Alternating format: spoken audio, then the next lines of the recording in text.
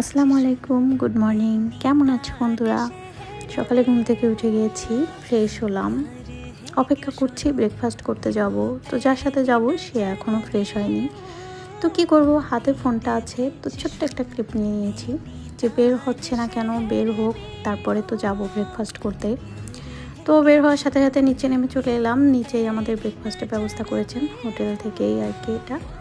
তো সবাই চলে আসলাম, বাচ্চারা অন্য রুমে আছে, তারাও বের হচ্ছে, আমরা দুজনও বের হয়ে চলে এলাম। এসে তো দেখি অনেক অনেক আয়োজন সকালের জন্য।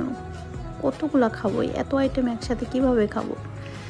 আমার মেয়ে তো বেজায় খুশি, তার পছন্দের সব আইটেমগুলো এখানে ছিল। সে যা যা পছন্দ করে একদম পারফেক্ট সব ছিল। বাট আমার তো ক্ষুধাই লাগে না, সকালে কি খাবো ভাবতেছিলাম।